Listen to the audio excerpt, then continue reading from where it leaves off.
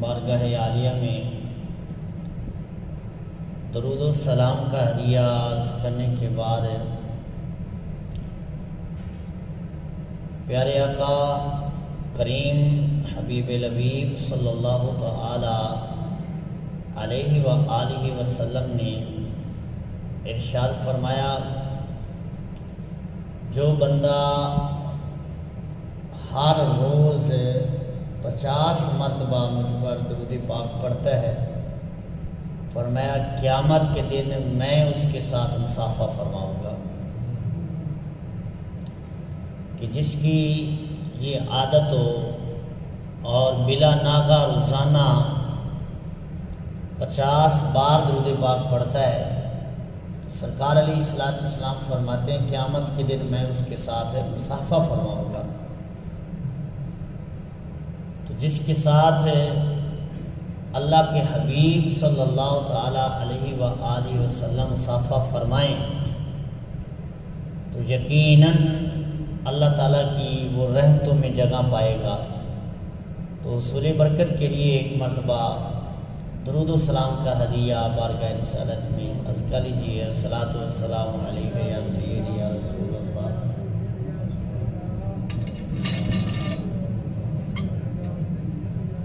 وعلی آلک و اصحابک یا سیدی یا حبیب اللہ۔ الصلاۃ والسلام علیک یا سیدی یا نبی اللہ، وعلی آلک و اصحابک یا سیدی یا خاتم النبیین۔ معزز سامعین، بزرگوں اور دوستوں، سفر المظفر کا آج کا پہلا جمعہ ہے، اور ہمارا موضوع جس طرح کے پچھلے جمعہ سے میں نے عرض کیا، واقعہ کربلا کے حوالے سے کچھ باتیں میں نے پچھلے جمعہ عرض کی تھی، اور اس جمعہ میں اسی حوالے سے چند باتیں جو ہیں وہ آپ کے گوش گزار کرنے کی کوشش کروں گا۔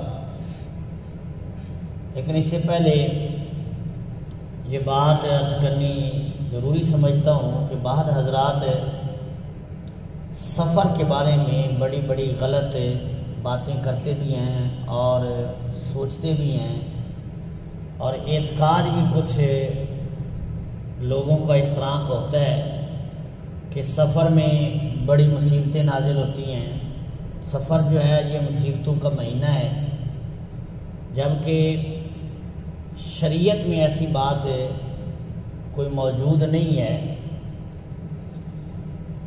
اور پھر ایک اور چیز بڑی عام کی جاتی ہے کہ اور یہ جھوٹی روایت ہے، اور حضور علیہ السلام نے ارشاد فرمایا من کذب علی متعمدا فلیتبوأ مقعدہ من النار۔ یہ حضور علیہ السلام کا فرمان عالی شان ہے، بخاری شریف میں، اور ایک نہیں کثیر حدیثوں کی کتاب میں یہ حدیث موجود ہے کہ سرکار علیہ السلام نے فرمایا جو بندہ جھوٹی بات میری طرف منسوب کرے، یعنی وہ بات جو میں نے کہی نہیں ہے اور وہ یہ کہے کہ اللہ کے حبیب نے یہ بات کی ہے، تو فرمایا فَلْيَتَبَوَّأْ مَقْعَدَهُ مِنَ النَّارِ، فرمایا پھر اس بندے کو اپنا ٹھکانہ جہنم میں بنا لینا چاہیے۔ تو ایسی باتیں جو حضور علیہ السلام کی نہیں ہیں، حدیثیں نہیں ہیں، اور منسوب کرنا یہ جہنم میں لے جانے والا کام ہے۔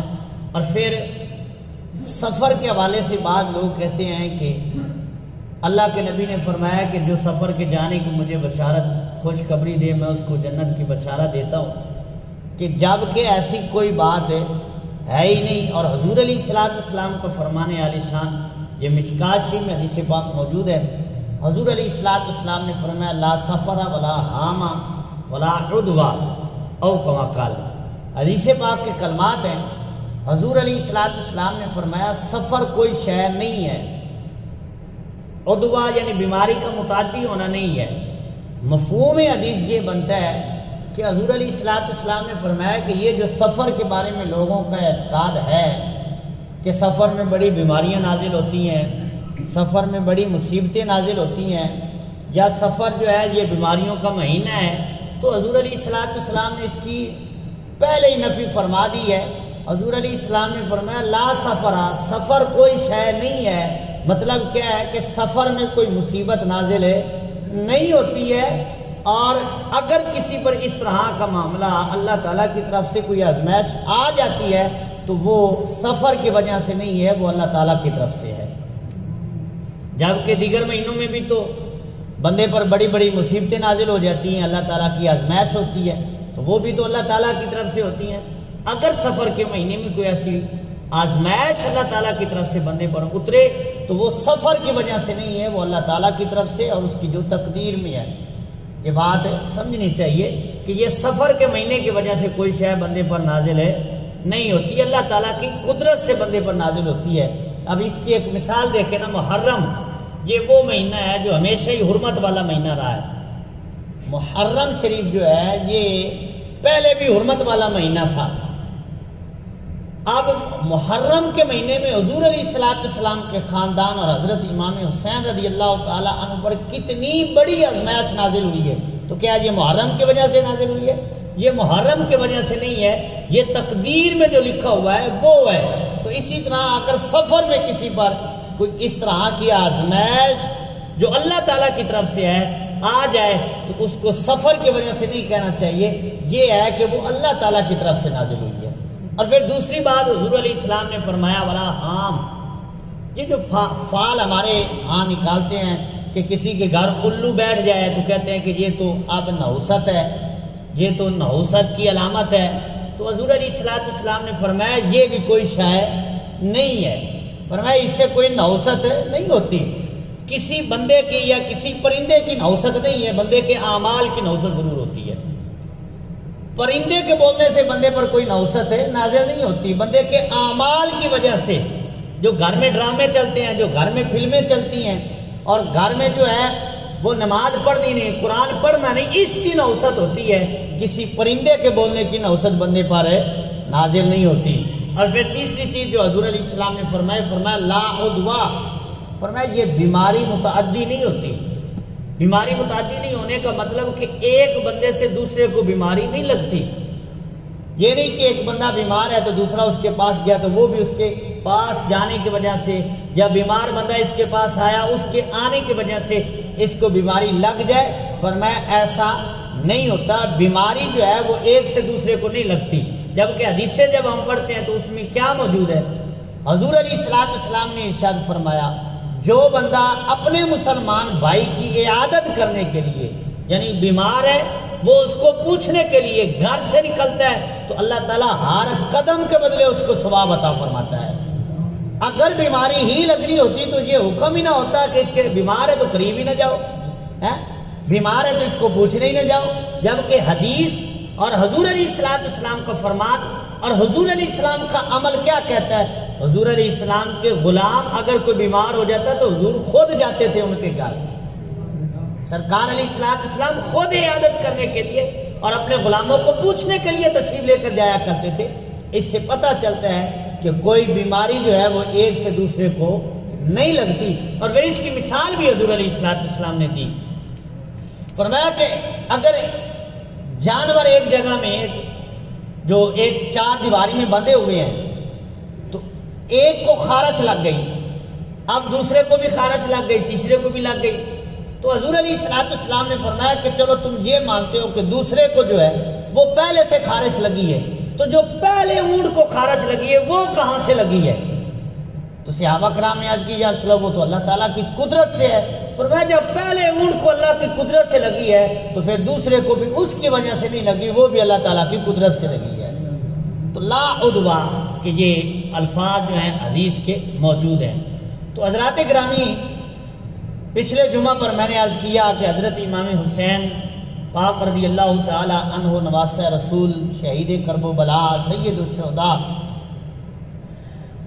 آپ نے یزید کی بیعت کیوں نہ کی، اس کی وجوہات وہ میں نے آپ کے سامنے عرض کی، اور پھر مدینہ شریف سے آپ ہجرت کر کے مکہ شریف کا قصد فرماتے ہیں. اور پھر جب مکہ شریف میں حضرت امام حسین پاک رضی اللہ تعالی عنہ شعبان کی یکم تھی، یعنی ادھر شعبان کا چاند نظر آ رہا تھا، ادھر مکہ شریف میں حضور علیہ الصلوۃ والسلام کا نواسہ حضرت امام حسین مدینہ کا چاند جو ہے وہ تشریف لا رہا تھا. تو آپ کی جب مکہ شریف میں آمد ہوئی تو مکہ شریف کے جو گورنر تھے وہ آپ کے پاس آئے اور آپ سے گفتگو کی اور فرمایا کہ آپ نے تو ہمیں ازمائش میں ڈال دیا یہاں آ کر. اور یہ قافلہ حضرت امام حسین کا کوئی بڑا قافلہ نہیں تھا، یہ صرف خانوادہ اہل بیت کی شخصیت تھی.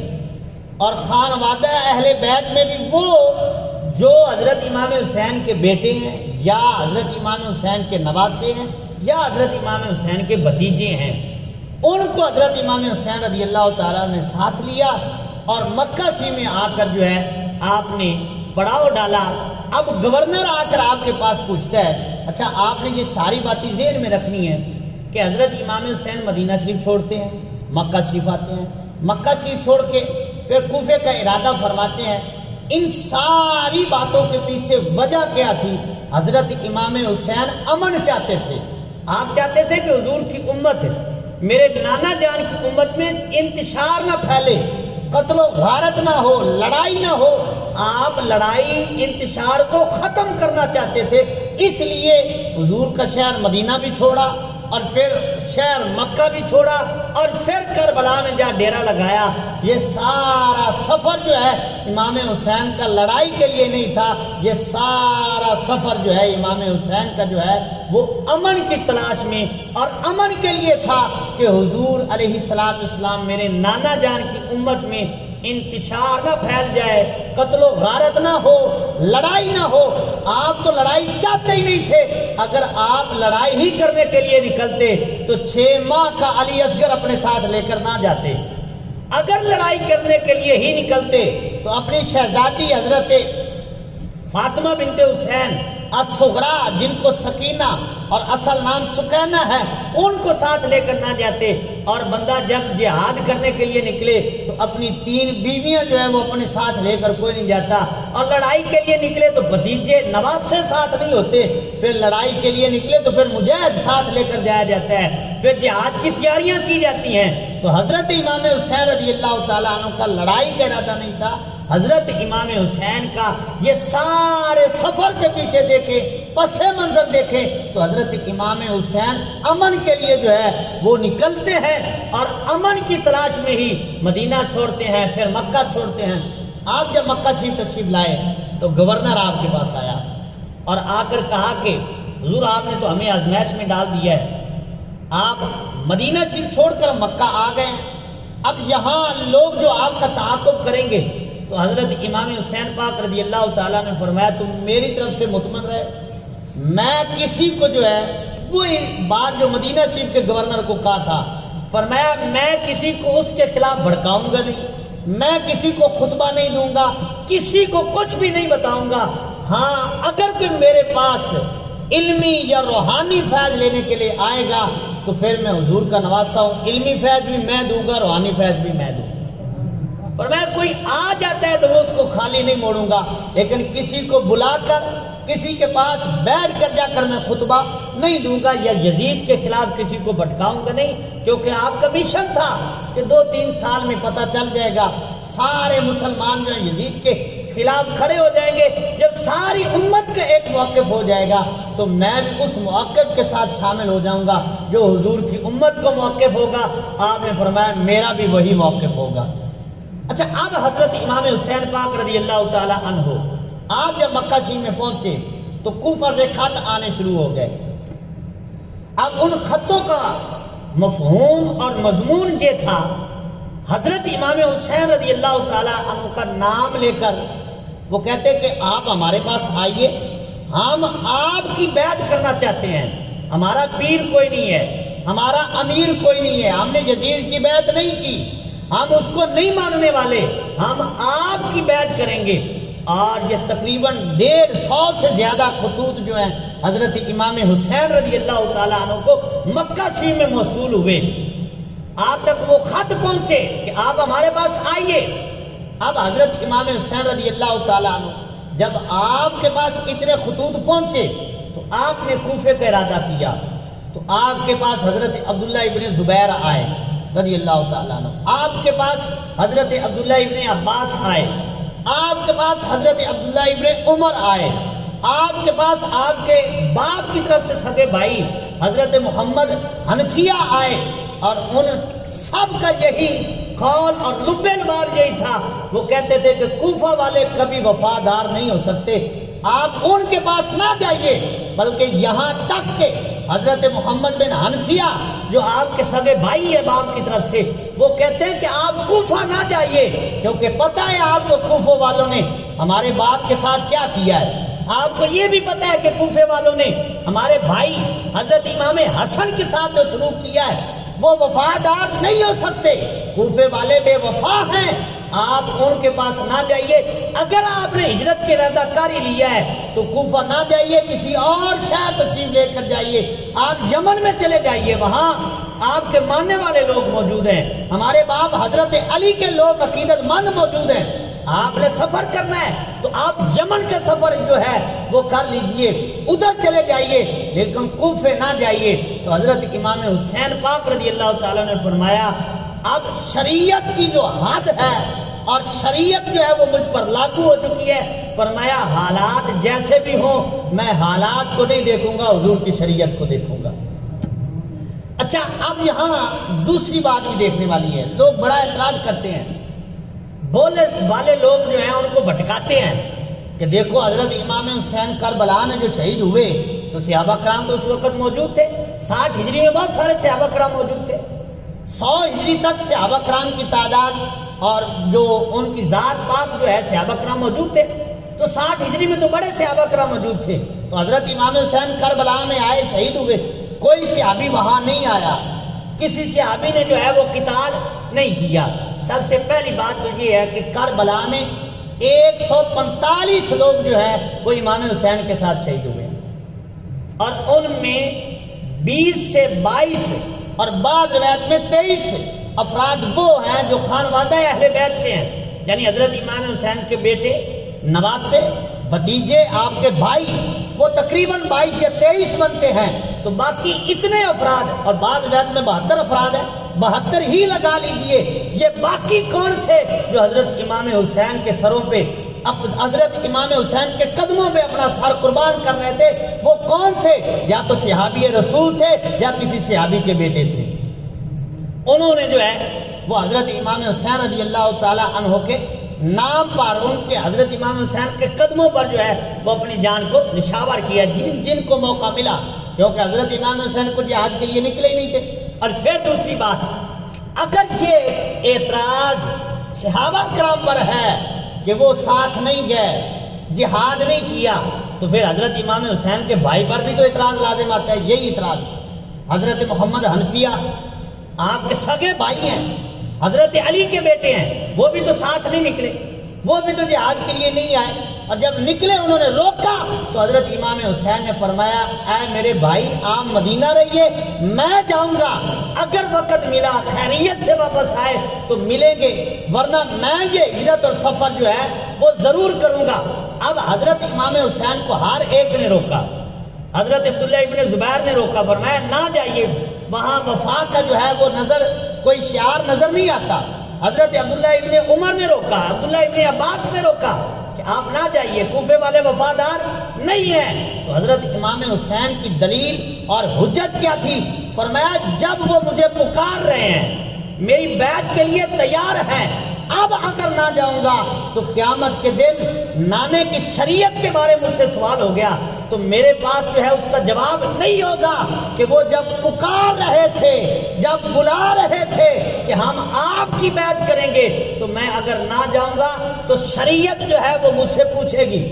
اب شریعت کا حکم جو ہے وہ نافذ ہو چکا ہے، لہذا میرا جانا جو ہے وہ ضروری ہے۔ تو حضرات گرامی، حضرت امام حسین رضی اللہ تعالی عنہ نے صحابہ کرام کے کہنے پر کہا اگر تم تسلی ہی چاہتے ہو تو چلو ہم ایسا کرتے ہیں، مسلم بن عقیل کو بھیج کر پتہ کرا لیتے ہیں کہ کوفے کا حال کیا ہے، وہ بیعت کرنا چاہتے ہیں یا وہ بے وفائی کرنا چاہتے ہیں۔ وہ مخالف ہے یا ہمارے ساتھ ہے؟ تو حضرت مسلم بن عقیل کو جو ہے کوفے روانہ کیا جاتا ہے مکہ شریف سے، اور حکم یہ ہوا کہ وہاں کے حالات کی خبر لے کر بتائیے۔ حضرت مسلم بن عقیل، یہ طویل واقعہ میں اختصاراً عرض کروں گا، حضرت مسلم بن عقیل وہاں سے مدینہ آتے ہیں، پھر مدینہ شریف سے جو ہے وہ سیدھا راستوں سے جو ہے وہ کوفے کا ارادہ فرماتے ہیں۔ دو ساتھ جو ان لوگوں کو لیا جو راستے جانتے تھے، ایک تو عام راستہ ہے نا، عام راستے سے ہجرت حضرت امام حسین نے بھی نہیں کی، حضرت مسلم بن عقیل نے بھی عام راستے سے ہجرت نہیں کی، پوشیدہ راستے ان سے سفر کرتے ہوئے حضرت مسلم بن عقیل کے ایک ساتھی راستے میں فوت ہو گیا، دوسرا آپ کو لے کر جو ہے وہ کوفے تک پہنچا۔ حضرت مسلم بن عقیل جب کوفے پہنچتے ہیں تو کوفے کا اس وقت گورنر حضرت نعمان بن بشیر صحابی رسول تھے، کوفے کے گورنر۔ حضرت مسلم بن عقیل جب کوفہ میں پہنچتے ہیں تو لوگوں نے آپ کا استقبال کیا، آپ کے ہاتھ پر بیعت کی، 12,000 نوجوان نے ایک دن میں آپ کے ہاتھ پر بیعت کی کوفے میں، اور پھر یہ تعداد بڑھتی گئی، 18,000 تک لوگ جو ہیں وہ حضرت مسلم بن عقیل کے ہاتھ پر حضرت امام حسین کی بیعت کر لیتے ہیں۔ حضرت مسلم بن عقیل کے ہاتھ پر بیعت کی، کس کی؟ حضرت امام حسین کی، کہ ہم حضرت امام حسین کی بیعت کرتے ہیں۔ اب حضرت مسلم بن عقیل نے جب یہ حالات دیکھے کہ یہ تو سارے میرے ساتھ ہیں، ہمیں ماننے والے ہیں، آپ نے خط لکھا حضرت امام حسین رضی اللہ تعالیٰ عنہ کو کہ یہاں کے حالات ٹھیک ہے، سارے آپ کے چاہنے والے ہیں، سارے بیعت کر رہے ہیں، سارے ہی آپ کے ساتھ ہیں، لہذا اب آپ تشریف لے آئیے۔ ادھر حضرت مسلم بن عقیل کا خط روانہ ہو گیا حضرت امام حسین کی طرف، اور ادھر کوفے کے حالات بدلنے شروع ہو گئے۔ یزید کو پتا چلا کہ نعمان بن بشیر جو صحابی رسول ہیں وہ اس کے حکم کا جو ہے وہ نافذ نہیں کر رہے، وہ بات نہیں مان رہے، اہل بیت کا ادب کر رہے ہیں، ان کی مخالفت نہیں کر رہے۔ تو یزید کا ایک وزیر دفاع تھا جس کا نام ہے اسجون یا سرجون، اور یہ پکا عیسائی، کٹر عیسائی تھا، یہ وزیر دفاع ہے یزید کا۔ حالات یہ ہیں اس کے، پھر لوگ کہتے ہیں کہ یزید کو بڑا اچھا تھا، وزیر دفاع جو ہے وہ عیسائی رکھا ہوا ہے۔ اب جب اس تک یہ خط پہنچا تو اس نے اس سے مشورہ طلب کیا گیا، تو اس نے مشورہ دیا کہ ایسا کرو کہ اگر کوفے کو بچانا چاہتے ہو تو عبید اللہ بن زیاد جو ہے نا، جس کو ابن زیاد کہا جاتا ہے، کہا کہ اس کو گورنر جو ہے وہ کوفے کا مقرر کر لو۔ پہلے وہ بصرے کا گورنر تھا، جب یہ حالات دیکھے تو کوفے کا گورنر بھی اس کو مقرر کر دیا گیا۔ اب ادھر پہلے تو حالات درست تھے، عبید اللہ بن زیاد یہ بڑا مکار شخص تھا، اتنی مکار لومڑی نہیں ہوتی جتنا یہ مکار تھا۔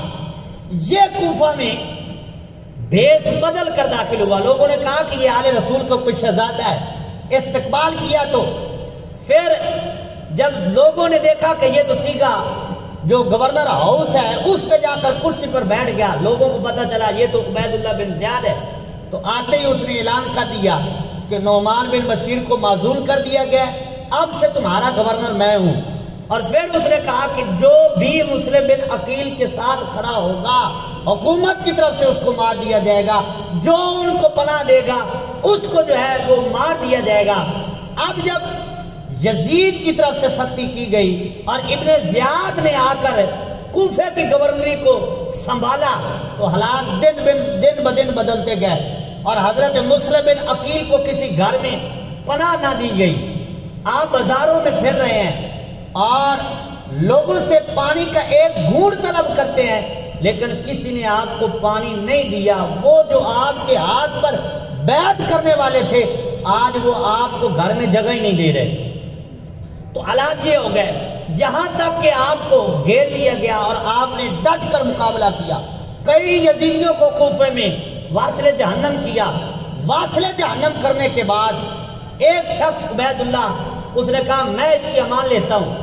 اب جب امان دی گئی تو حضرت مسلم بن عقیل نے اس کے کہنے پر جو ہے تلوار اس کے سپرد کر دی۔ تلوار سپرد کرنے کے بعد آپ کو گورنر ہاؤس لایا گیا۔ عبید اللہ بن زیاد ابن زیاد جو گورنر ہاؤس میں موجود ہے، اس نے مسلم بن عقیل کو دیکھا تو اب اس نے ڈرایا دھمکایا، تو مسلم بن عقیل نے ایک ہی جواب دیا، فرمایا ہم رسول اللہ صلی اللہ تعالی علیہ وسلم کے خاندان سے ہیں، ہم تجھ سے ڈرنے والے نہیں ہیں، جو بات کرنی ہے سیدھی کر۔ تو اب حضرت مسلم بن عقیل سے جب گفتگو ہوئی تو اس نے کہا یا ہمیں مانو یا تمہیں قتل کر دیا جائے گا۔ فرمایا نہ تمہیں پہلے مانا تھا نہ اب ماننا ہے، اور باقی یہ جو تم ہمیں قتل کرنے کی دھمکیاں دیتے ہو، نہ ہم پہلے کبھی سے ڈرے تھے نہ اب ڈرنے والے ہیں۔ تو اب جب مسلم بن عقیل کے بارے میں یہ فیصلہ ہوا کہ ان کو گورنر ہاؤس کی چھت پہ لے کر جا کر جو ہے گرا دیا جائے اور اس طرح جو ہے ان کے جسم سے جان نکل جائے گی، تو مسلم بن عقیل کو جب چھت پہ لے کر جانے لگے تو آپ نے فرمایا کرنا تو وہی ہے جو تم نے کرنا ہے، بدبختی تمہارا ہے تو مقدر ہی، لیکن میری ایک دو باتیں ہیں وہ میں پوری کر دو۔ تو انہوں نے کہا جی بتاؤ کیا آپ کی وصیت کیا ہے، کیا آپ کی بات ہے؟ فرمایا پہلی بات تو یہ ہے کہ کوفے میں فلاں شخص سے میں نے ادھار لیا تھا، یہ میری تلوار اور میری زرہ بیچ کر اس کا ادھار دیا جائے۔ دیکھیں خاندان رسول صلی اللہ تعالی علیہ وسلم کے آخری عمل کو دیکھیں، فرمایا وہ پہلے تو میرا ادھار ادا کیا جائے، اور دوسری بات یہ ہے کہ مجھے 2 نفل رکعت جو ہے وہ پڑھنے کا موقع دیا جائے، اور فرمایا تیسری بات یہ ہے کہ جو میں نے خط حضرت امام حسین کو بھیجا ہے نا کہ یہاں کے حالات بہتر ہو گئے، ان کو بتا دیا جائے کہ اب حالات ٹھیک نہیں ہے، یہاں وہ تشریف نہ لائیں۔ فرمایا مجھے دکھ اس بات کا ہے، مجھے اپنا دکھ نہیں کہ مجھے شہید کر دیا جائے گا، فرمایا دکھ اس بات کا ہے کہ میں نے جو خط حضرت امام حسین کو بھیج دیا ہے کہ حالات ٹھیک ہیں، یہ تو بیعت کرنے والے ہیں، لیکن اب میں دیکھ رہا ہوں کہ حضرت مسلم بن عقیل کے حالات کیسے بدلے۔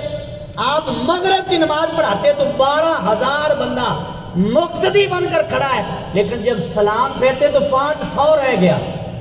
یہ کفر والوں کی نماز اور بیعت تھی، بے وفائی ان کی اس طرح مشہور ہے۔ اور پھر وہ 500 بندہ جو تھا ان کو بھی دیواروں سے لالچ دیا گیا، اور وزیروں نے اور ان کے خاندان کو سامنے لا کر بڑوں کو ڈرایا دھمکایا گیا، تو وہ 500 بھی بھاگ گیا اور مسجد میں اکیلے مسلم بن عقیل کھڑے ہیں۔ اللہ اکبر۔ تو مسلم بن عقیل نے فرمایا کہ یہ میری وصیت ہے، پوری کر دو تو ٹھیک ہے، ورنہ بدبختی تو تمہارا مقدر ہے۔ تو اب حضرت مسلم بن عقیل کو چھت سے گرایا گیا، اور اس طرح جو ہے آپ جام شہادت نوش کرتے ہیں۔ اب جب یہ خط پہنچ گیا مکہ شریف میں تو اب حضرت امام حسین نے سب کو خط دکھایا، جو روکتے تھے کہ آپ نہ جائیے، وہاں کے حالات ٹھیک نہیں ہیں، کوفی جو ہے وہ لاجوفی ہیں، وفا کرنے والے نہیں ہیں، آپ ادھر کا ارادہ کر رہے ہیں۔ تو جب خط آیا حضرت مسلم بن عقیل کا تو آپ نے سب کو خط دکھایا، فرمایا اب تم بتاؤ کیا مجھے روک سکتے ہو؟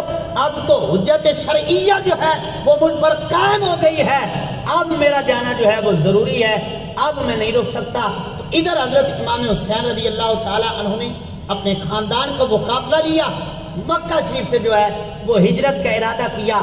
راستے میں تقریباً 14 جگہ جو ہیں وہ حضرت امام حسین رضی اللہ تعالی عنہ نے جو ہے وہ آرام کیا، یعنی 14 منزلیں آتی ہیں جہاں جہاں حضرت امام حسین رضی اللہ تعالی عنہ آرام کرتے رہے، اور طرح طرح کی چیزیں جو ہیں وہ واقعہ پذیر ہوئی۔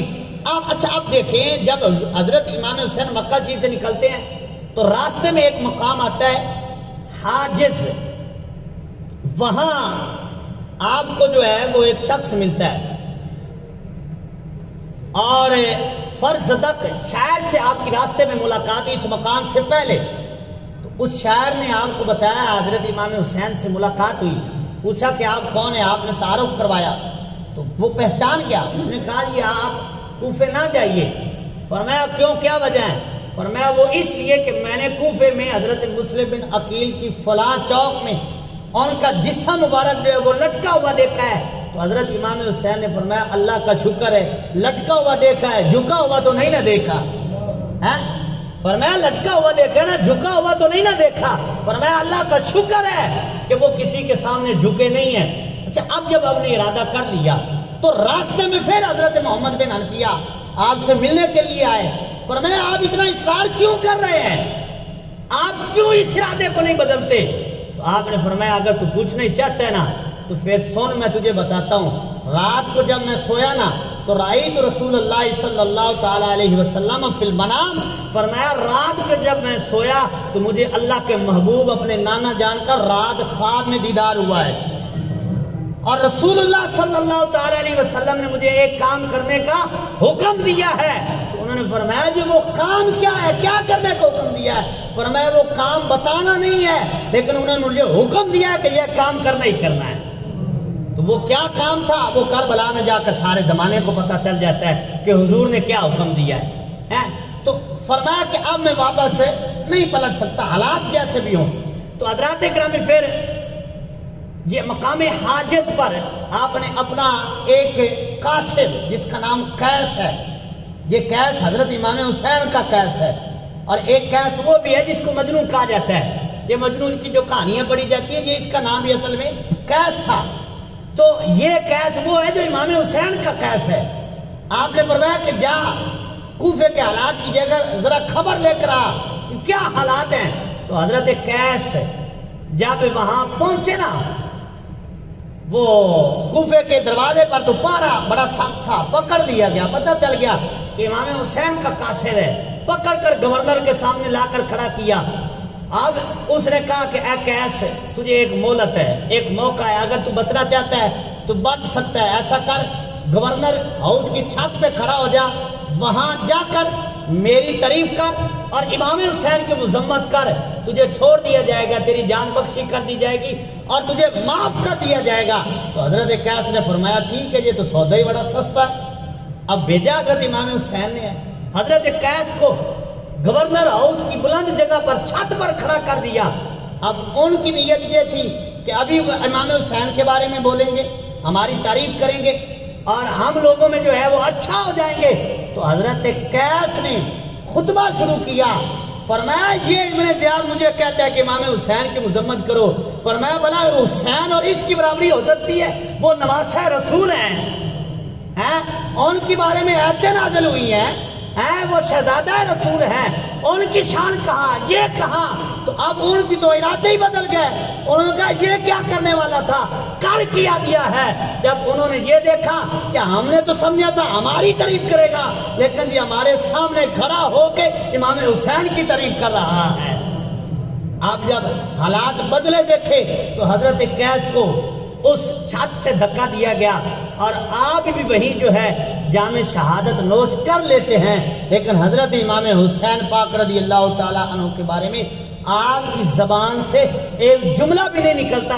فرمایا ہم ان کے نام پہ جان دینے کو جو ہے وہ سودا سستا سمجھتے ہیں، اور ان کے بارے میں کوئی لفظ نکل جائے تو پھر تو دنیا بھی خراب ہے، آخرت بھی خراب ہے۔ تو حضرات گرامی، اب حضرت امام حسین کا یہ قافلہ جب کربلا کے موقع پر جگہ پر پہنچا تو ادھر یزید کا لشکر، یزیدی لشکر حضرت ہور، وہ 1000 کا لشکر لے کر جو ہے حضرت امام حسین رضی اللہ تعالیٰ عنہ کو کربلا کے موقع پر جگہ پر جو ہے روکا۔ جب وہاں روکا تو اب حضرت ہور حضرت امام حسین رضی اللہ تعالیٰ عنہ سے کلام کرتے ہیں، کہتے ہیں کہ جی معاملے کا مجھے نہیں پتا، مجھے بھیجا گیا کہ میں آپ کو روکوں۔ تو فرمایا ٹھیک ہے، تو جس نیت سے آیا تو اپنا کام کر۔ اب نماز کا وقت ہوا تو حضرت امام حسین نے فرمایا اور اپنی نماز پڑھے گا یا ہمارے پیچھے پڑھے گا؟ تو حضرت ہور نے کہا حضور نماز تو میں آپ کے پیچھے ہی پڑھوں گا۔ 2 محرم کو کربلا کی جگہ پر حضرت امام حسین کے خیمے لگائے گئے، پھر 7 محرم تک حضرت ہور حضرت امام حسین سے گفتگو بھی کرتا رہا، حضرت امام حسین کے پیچھے نمازیں بھی پڑھتا رہا، آپ کے خطبے بھی سنتا رہا۔ دل میں محبت تو پہلے بھی تھی، لیکن جب امام حسین کی باتیں سنی تو ان کو یقین ہو گیا کہ سچے امام حسین ہی ہیں۔ اور لیکن حضرت ہور نے روکا کیوں؟ آپ کو پتہ نہیں تھا کہ یہ کرنے والے کیا ہیں، یزیدی ارادے آپ کو معلوم نہیں تھے۔ حضرت ہور نے وہاں روکا، اور پھر 7 محرم کو پانی بند کیا گیا، پھر 8 محرم گزری، 9 محرم گزری، حالات بدلتے گئے، اور حضرت امام حسین رضی اللہ تعالی عنہ نے 9 محرم کو جو ہے اب جب انہوں نے کہا جی یا تو بیعت کیجئے یا پھر جو ہے وہ شہید ہونے کے لیے تیار ہو جائیے، لڑائی کے لیے تیار ہو جائیے۔ تو حضرت امام حسین نے فرمایا تمہیں پتہ ہے میں شیر خدا کا بیٹا ہوں، تم مجھے لڑنے سے ڈراتے ہو، مجھے موت سے ڈراتے ہو؟ فرمایا بیعت نہ کی ہے، نہ کرنی ہے، نہ ہی ارادہ ہے، باقی رہا لڑنے کی بات، فرمایا ہم شیر خدا کے بیٹے ہیں۔ تیار ہونے کی بات کیا، ہم پہلے ہی تیار ہیں۔ اچھا اب جب یہ معاملات حضرت ہور نے دیکھے، حضرت امام حسین نے 9 محرم کو فرمایا تم نے لڑنا ہی ہے تو ہم تیار ہیں، لیکن ایک رات جو ہے وہ مہلت دو اس لیے کہ میں اپنے قریبی جو ساتھ ہیں ان کو رخصت بھی دے لوں، کچھ وعظ و نصیحت بھی کر لوں۔ فرمایا کل کا دن ہوگا، تم ہوگے اور ہم ہوں گے۔ باقی باتیں میں نے پہلے بھی عرض کی ہیں کہ 9 محرم کو حضرت امام حسین نے وہ مہلت لڑائی سے بچنے کے لیے نہیں مانگی تھی، حضرت امام حسین نے وہ رات کی مہلت اس لیے مانگی تھی کہ بدبختی تو ان کے سر پر سوار ہے، چلو ایک رات میں اپنے رب کی عبادت تو کر لوں، قرآن کی تلاوت کر لوں اور اہل خانہ کو وعظ و نصیحت کر لوں۔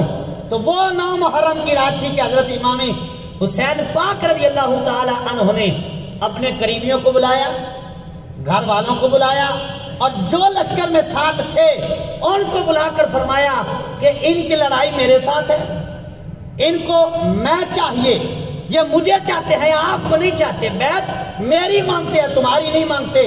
فرمایا تم میں سے جو جانا چاہتا ہے یہیں سے واپس چلا جائے۔ اب حضرت امام حسین نے گھر میں جو خیمے میں جو چراغ تھا اس کو بھی بند کر دیا، اور میں ہو سکتا ہے تمہیں شرم آتی ہو کہ ہم روشنی میں ہیں، آپ کے سامنے کیسے اٹھ کر جائیں؟ پر میں لو یہ روشنی بھی بند کر دی ہے، جو جانا چاہتا ہے یہاں اٹھ کر جو ہے وہ جا سکتا ہے۔ چراغ بند کر دیا۔ کچھ دیر کے بعد جب چراغ کو پھر جلایا گیا تو ایک بندہ بھی نہیں ہلا، جہاں جو بیٹھا تھا وہیں بیٹھے ہیں۔ سب نے با یک زبان کہا اے امام علی وقار، اے امام حسین پاک رضی اللہ تعالیٰ عنہ، اس زندگی کو کرنا ہی کیا ہے جو آپ کو چھوڑ کر گزاریں گے؟ ہمیں اس زندگی سے بہتر موت ہی ہے، ہم موت بھی آپ کے قدموں پر حاصل کریں گے۔ اچھا اب جب 10 محرم کا دن آیا، وقت ہوا اور یزیدی لشکر تیار ہوا، تو حضرت ہور نے جب دیکھا نا کہ ان کے تو ارادے ہی بدل گئے ہیں، اب جب لڑائی کے لیے تیار ہو گئے تو حضرت ہور کا جسم کانپنے لگ گیا، حرکت آ گئی، جسم کانپ رہے ہیں۔ تو قریب بھائی کھڑا تھا، اس نے کہا ہور کوئی پہلی بار لڑنا ہے؟ آج کوئی پہلی بار لشکر دیکھ رہا ہے؟ آج پہلی بار لڑائی کے لیے میدان میں آیا ہے؟ کانپ کیوں رہا ہے؟ تو حضرت ہور نے کہا پہلے جب لڑتے تھے کافروں سے لڑتے تھے، پہلے جن جو ہمارے مقابلے میں ہوتے تھے وہ یہودی ہوتے تھے، عیسائی ہوتے تھے، وہ کافر ہوتے تھے، ہم ان سے جہاد کرتے تھے، ان کو مارتے تھے، ان سے لڑتے تھے، لیکن آج جب لڑنے کے لیے تیار ہوئے ہو دیکھو تو صحیح سامنے کون کھڑا ہے، نواسہ رسول کھڑے ہیں، خاندان اہل بیت کے چشم و چراغ ہیں، ان سے ہم کیسے لڑائی کریں گے، کیسے ان سے لڑیں گے؟ تو حضرت ہور کا جسم کانپ رہا، گھوڑے کو ایڑی لگائی، حضرت امام حسین پاک رضی اللہ تعالیٰ عنہ کے قدموں میں حاضر ہوئے، آ کر ہاتھ جوڑ کر عرض کیا اے امام حسین کیا مجھے بھی معافی مل سکتی ہے؟ کیونکہ ان کو تو پتہ نہیں تھا کہ حالات کیا ہونے، وہ تو روکنے کے لیے آئے تھے، بات چیت ہوگی، ان کا مقصد یہ ہے یہاں روکیں گے، حکومت کے ساتھ بات چیت ہوگی، جو بات ہوگی واپس چلے جائیں گے، لیکن ان کو یہ تو ارادہ اور ان کو پتہ ہی نہیں تھا۔ تو آج کی ہے امام حسین میں نے روکا، مجھے پتہ نہیں تھا، کیا مجھے معافی مل سکتی ہے؟ تو حضرت امام حسین پاک رضی اللہ تعالیٰ نے فرمایا اے ہور تیرا نام کیا ہے؟ فرمایا تیرا نام کیا ہے؟ کہا ہور۔ فرمایا ہور کا معنی کیا ہے؟ فرمایا آزاد۔ ہور کا معنی آزاد ہے۔ فرمایا چل اب تو آ ہی گیا ہے، جا ہم دنیا میں بھی تجھے آزاد کر دیتے ہیں اور قیامت کے دن جہنم سے بھی آزادی عطا کر دیں گے۔ فرمایا آ ہی گیا تو اب تجھے آزاد کر دیا، جا۔ یہ اتنا بڑا خاندان ہے، اتنے کریم یہ لوگ ہیں۔ اور پھر دوسری بات یہاں غور کریں، حضرت ہور نواسہ رسول حضرت امام حسین پاک رضی اللہ تعالی عنہ کے قدموں میں آئیں، معافی مانگے، آپ معافی دے دیں، اور سب کے اس بات پہ اتفاق ہے کہ حضرت ہور جنتی ہیں، کیونکہ وہ امام حسین کی طرف سے لڑے ہیں۔ امام حسین نے ان کو گارنٹی دی ہے، فرمایا جا تجھے معاف کر دیا ہے۔ جب جس کو نواسا ہے رسول، غور سے یہ بات سننی ہے، جس کو نواسا ہے رسول حضرت امام حسین پاک رضی اللہ تعالی عنہ معاف کر دے وہ تو پکا جنتی ہے، اور پھر جس ابو سفیان کو خود رسول اللہ معاف فرمائیں، حضرت اور کو امام حسین معاف کریں تو وہ جنتی ہے، تو پھر حضرت ابو سفیان کے بارے عقیدہ کیا ہے کہ جو کفر کو چھوڑ کر رسول اللہ صلی اللہ تعالی علیہ وسلم کے قدموں میں آ جاتے ہیں اور کلمہ پڑھ کے مسلمان ہو جاتے ہیں۔ امام حسین کے قدموں میں حضرت اور آئیں، وہ پکے جنتی ہیں، تو حضرت ابو سفیان کیوں نہیں پکے جنتی؟ وہ تو رسول اللہ کی بارگاہ میں حاضر ہوئے ہیں، آ کر کلمہ پڑھا ہے اور اسلام قبول کیا ہے۔ اس لیے ہمارا عقیدہ ہے کہ جتنے بھی صحابی ہیں سارے ہی جنتی ہیں، سارے ہی جنتی ہیں، کیونکہ اللہ تعالیٰ نے سب سے وعدہ فرمایا ہے وَكُلًّا وَعَدَ اللَّهُ الْحُسْنَى۔ اللہ تعالیٰ نے یہاں کوئی استثناء بیان نہیں کیا کہ ایک دو جنتی نہیں ہے باقی سارے جنتی ہیں، فرمایا جتنے بھی محبوب کے صحابی ہیں فرمایا سب سے اللہ تعالیٰ نے جنت کا وعدہ کر لیا ہے، سارے ہی بخشے ہوئے۔ حضرت اور نے حضرت امام حسین پاک رضی اللہ تعالیٰ عنہ کے قدموں میں حاضری دی، معافی طلب کی، فرمایا اب تو آئی گیا تو اب تجھے کیا کہنا ہے، فرمایا جا تجھے معاف کر دیا۔ دوسری روایت میں کہ حضرت اور کا بھائی بھی آپ کے ساتھ حضرت امام حسین کے قدموں میں آتا ہے اور معافی طلب کرتا ہے، آپ نے معافی دی، اور پھر حضرت اور امام حسین کے لشکر کی طرف لڑتے ہوئے جو ہے وہ شہید بھی ہوتے ہیں اور جنت کا جو ہے وہ ٹکٹ بھی حاصل کر لیتے ہیں، کیونکہ انہوں نے جان حضرت امام حسین کے قدموں پہ دی ہے اور امام حسین کے مشن پر دی ہے۔ تو حضرات گرامی، اب جب یہ معاملہ شروع ہوا، 10 محرم جمعہ کا دن ہے، اور خانوادہ اہل بیت کا ایک فرد جو ہے وہ دین اسلام کے لیے اپنی جان کو پیش کر رہا ہے۔ علی اصغر، علی اکبر قربان ہوئے، آن محمد قربان ہوئے، قاسم قربان ہوئے۔ یہ آن محمد حضرت زینب رضی اللہ تعالیٰ عنہ حضرت امام حسین کی جو بہن ہے، حضرت علی المرتضیٰ کی جو بیٹی ہیں، حضرت عبداللہ بن جعفر طیار کے یہ بیٹے ہیں، انہوں نے بھی کربلا کے موقع پر اپنی جان جو ہے جان شہادت نوش کیا۔ اور پھر حضرت غازی عباس حضرت امام حسین کے بھائی اور اپنے آپ کو جو نوکر کہتے تھے، اور اس قافلے کے علم بردار جو ہیں وہ حضرت غازی عباس رضی اللہ تعالیٰ عنہ ہے۔ آپ نے جب دیکھا کہ ایک ایک جو ہے وہ اسلام کی خاطر کٹ رہے ہیں، اور حضرت سکینہ رضی اللہ تعالیٰ عنہ یعنی سکینہ جن کا نام ہے، ان سے کہا کہ آپ کی بھتیجی لگتی ہے نا، کہا کہ میں آپ کے لیے پانی کا انتظام کرتا ہوں۔ مشکیزہ اٹھایا اور خیمے سے نکلا، حضرت غازی عباس نکلے تو حضرت امام حسین نے پکارا، فرمایا بھائی آپ کیوں جا رہے ہیں، میرے لشکر کا، میری فوج کا جھنڈا کون اٹھائے گا؟ فرمایا اے پیارے بھائی، اب فوج رہی کون سی ہے، سارے تو ایک ایک جا کے جام شہادت نوش کر رہے ہیں، لہذا مجھے بھی اجازت دیجئے، میں بھی جام شہادت نوش کرنا چاہتا ہوں۔ اور فرمایا میں نے اپنی بیٹی سے، اپنی بھتیجی سے وعدہ کر لیا ہے کہ یا تو پانی لے کر آؤں گا یا جام شہادت نوش کر کے ہی واپس آؤں گا۔ ادھر حضرت غازی عباس رضی اللہ تعالیٰ عنہ نے وہ مشکیزہ لیا اور گھوڑے کو ایڑی لگائی، فرات کا ارادہ کیا، اور یزیدیوں کو واصل کر جہنم کرتے ہوئے فرات تک پہنچ گئے۔ اور جب فرات تک پہنچے تو مشکیزہ بھر لیا۔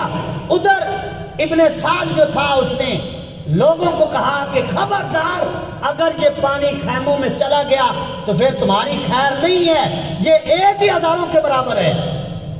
اور پھر حضرت علی اکبر رضی اللہ تعالیٰ عنہ کی شہادت کا جو واقعہ بیان کیا جاتا ہے، آپ کئی یزیدیوں کے واسطے جہنم کر کے واپس خیمے میں آئے اور آ کر حضرت امام حسین پاک رضی اللہ تعالیٰ عنہ سے اپنے ابا جان سے کہا کہ اے ابا حضور، تھوڑا پانی مل جائے تو یہ یزیدی ایک بھی نہیں بچے گا۔ تو حضرت امام حسین نے فرمایا بیٹا اب تو جام کوثر ہی پینا ہے، اب تو جام کوثر ہی آپ کا جو ہے وہ انتظار کر رہا ہے۔ تو فرمایا پانی تو کوئی نہیں، فرمایا چل آ میں تجھے وہ زبان چساتا ہوں جس کو میرے نانا نے چوسا ہے۔ اللہ اکبر۔ تو حضرت امام حسین پاک رضی اللہ تعالیٰ عنہ نے وہ زبان حضرت علی اکبر کو چسائی جو اللہ کے محبوب نے چوسی، اور وہ دہن اقدس حضرت امام حسین نے حضرت علی اکبر کو پیش کیا، عطا کیا، جس سے آپ اللہ کے محبوب کی زبان کو چوستے رہے ہیں۔ اور یہاں لگتا ایسا ہے، محسوس ایسا ہوتا ہے کہ حضور علیہ السلام نے اپنے نواسے کو اپنی زبان اسی لیے چسوائی تھی کہ اگر جب آپ کے خاندان پہ مشکل وقت آئے گا، لوگ کہیں گے پانی نہیں ملا، پانی بند ہو جائے گا، فرمایا وہ تو پانی بند کر دیں گے، اے پیارے نواسے ہم آپ کو چشمہ ہی عطا کر دیتے ہیں۔ اسی لیے شاید کہ چسوائی تھی تاکہ پیاس محسوس ہی نہ ہو۔ تو پھر حضرت علی اکبر نے جب اپنے ابا حضور حضرت امام حسین پاک رضی اللہ تعالیٰ عنہ کی وہ زبان مبارک چوسی تو کہتے کہ پھر آپ جوان ہو گئے، پھر کئی یزیدیوں کو واصل جہنم کیا، اور بالآخر جو ہے چاروں طرف سے تیر برسائے گئے، اور پھر حضرت علی اکبر رضی اللہ تعالیٰ عنہ جو ہے وہ اس طرح جام شہادت نوش کرتے ہیں۔ آپ کربلا کی تاریخ پڑھیں تو کسی شہزادے کو بھی اکیلے آ کر جو ہے وہ لڑ کر شہید کوئی بھی نہیں کر سکا، جس شہزادے کو بھی انہوں نے شہید کیا ہے دھوکے سے، بے وفائی سے، چاروں طرف سے تیر چلا کر جو ہے پھر جو ہے وہ شہزادے شہید ہوئے، ورنہ کوئی ایک پہلوان بھی یزیدی لشکر میں ایسا نہیں تھا کہ جو حضور علیہ السلام کے اس خاندان حضرت امام حسین رضی اللہ تعالیٰ عنہ کے شہزادے یا آپ کے بھتیجے حضرت علی رضی اللہ تعالیٰ عنہ کے بیٹوں کا کوئی مقابلہ کر سکتا، کیونکہ ان کی رگوں میں خون جو دوڑتا تھا وہ شیر خدا کا خون موجود تھا، کوئی نہیں مقابلہ کر سکتا تھا۔ اور ایک کو ایسے ہی شہید کیا گیا، اور پھر بالخصوص حضرت غازی عباس رضی اللہ تعالیٰ عنہ آپ کے دونوں بازو قلم کیے گئے، اور پھر اس مشکیزے کو بھی جو ہے وہ تیر مار کر جو ہے اس سے پانی جو ہے وہ بہہ گیا، پانی ریت میں بہہ گیا، لیکن حضرت امام حسین رضی اللہ تعالیٰ عنہ جب اپنے بھائی کو اٹھایا تو کہتے کہ اس وقت حضرت امام حسین نے اپنی کمر پہ ہاتھ رکھا، فرمایا کہ اب تو میرا بازو تھا، یعنی کہ حضرت امام حسین رضی اللہ تعالیٰ عنہ فرماتے یہ کہ اب تو میری کمر ٹوٹ گئی ہے کہ تجھ جیسا بھائی بھی جو ہے وہ مجھ سے الوداع ہو گیا۔ اور پھر حضرت امام حسین رضی اللہ تعالیٰ عنہ آپ خود تیاری کرتے ہیں، اور آخری خطبہ حضرت امام حسین رضی اللہ تعالیٰ عنہ کا ایک آپ نے خیمے میں خطبہ دیا، اور دوسرا خطبہ آپ نے یزیدیوں کو دیا۔ فرمایا مجھے کیوں مارنا چاہتے ہو؟ فرمایا کہ اسلام میں قتل کرنے کی کچھ وجوہات ہے، کسی کو بلا وجہ قتل کیا ہو، دیت میں قصاص میں مارا جاتا ہے، یا معاذ اللہ شادی شدہ جو ہے وہ کوئی زنا کرے تو اس کو مارا جاتا ہے۔ فرمایا ایسی کوئی چیزیں تو مجھ میں ہے ہی نہیں، فرمایا پھر مجھے کیوں شہید کرنا چاہتے ہو؟ تو جب ابن سعد نے دیکھا کہ امام حسین کی تقریر لوگوں کے دلوں پہ اثر کر رہی ہے تو وہ بولا، کہا اے امام حسین، یعنی آپ کا نام لیا اور کہا کہ آپ کو یہاں تقریر کرنے کے لیے نہیں، آپ کو لڑنے کے لیے بلایا گیا، آپ لڑنے کی تیاری کیجئے۔ تو اور پھر حضرت امام حسین رضی اللہ تعالیٰ نے فرمایا تمہیں پتہ ہے میں کون ہوں؟ فرمایا میں علی کا بیٹا ہوں، رسول اللہ صلی اللہ تعالیٰ علیہ وسلم کی شہزادی کا بیٹا ہوں۔ فرمایا اور آگے حضرت امام حسین نے یہ کربلا کے موقع پر کھڑے ہو کر یہ فرمایا تھا، فرمایا تمہیں پتہ ہے کہ میں نے کبھی جھوٹ نہیں بولا، میں نے کبھی جھوٹ نہیں بولا۔ اور آخری وقت میں حضرت امام حسین اپنی بہن شہزادی کونین کی شہزادی حضرت زینب سلام اللہ علیہا سے جو خطبہ فرماتے ہیں وہ یاد رکھنے والا ہے، اور یہ ہمارے لیے قابل غور ہے۔ حضرت امام حسین رضی اللہ تعالیٰ عنہ اپنی بہن سے فرماتے ہیں کہ اے میری بہن، میرا امتحان ختم ہوا، تمہارا شروع ہوا، اب میرا امتحان ختم ہو جائے گا، آپ کا امتحان شروع ہو جائے گا۔ فرمایا جس طرح پہلے اپنے بیٹوں کے بھتیجوں کے شہادت پر آپ نے صبر کیا ہے، باویلا نہیں کیا، رونا دھونا نہیں کیا، فرمایا میری شہادت بھی ایسا نہیں کرنا۔ اور فرمایا میں شہید ہو جاؤں گا، آپ نے خیمے سے باہر نہیں نکلنا، اور فرمایا کہ آپ کی آواز بھی جو ہے وہ خیمے سے باہر نہ نکلے۔ یہ کون بیان کر رہے ہیں؟ حضرت امام حسین۔ کن کو وصیت کر رہے ہیں؟ اپنی بہن کو، اور فرمایا اس لیے کہ ہم رسول اللہ صلی اللہ تعالی علیہ وسلم کے خاندان سے تعلق رکھنے والے ہیں۔ فرمایا ہمارا یہاں آنا، خاندان کو شہید کرانا کس لیے؟ وہ حضور کی شریعت اور حضور کے دین کے لیے۔ فرمایا اگر تم باہر نکلو گی، اگر تمہاری باہر آواز نکلے گی، سر سے کپڑا اتارو گی، یا دوحہ کرو گی، یا سینہ پیٹو گی، تو فرمایا پھر یہ حضور کی حدیث یاد رکھنا۔ میں آپ کو حضور کی ایک حدیث سناتا ہوں۔ سرکار نے فرمایا جس نے سینہ کوٹا یا بال نوچے یا نوحہ کیا، سرکار نے فرمایا اس کا ہمارے ساتھ کوئی تعلق نہیں۔ تو حضرت امام حسین فرماتے ہیں اپنی بہن سے کہ یہ ہمارے نانا جان کا سبق ہے کہ ایسا نہیں کرنا۔ فرمایا شریعت کی پاسداری کرنا ہے، اور فرمایا اگر تم ایسا کرو گی تو پھر یہ شہادتوں کا تو مقصد ہی فوت ہو جائے گا، پھر ہمارا جو قافلہ پورا کا پورا شہید ہو گیا ہے، لوٹ گیا ہے، اس کا تو مقصد ہی ختم ہو جائے گا۔ تو یہ حضرت امام حسین رضی اللہ تعالیٰ عنہ آخری وقت میں بھی اپنی بہن کو کس کی وصیت اور حکم کر رہے ہیں؟ فرمایا حضور کی شریعت کا خیال رکھنا ہے۔ یہاں تو تھوڑا سا دکھ آ جائے نا تو ہم شریعت کو بھول جاتے ہیں، ہمیں شریعت کا خیال نہیں رہتا۔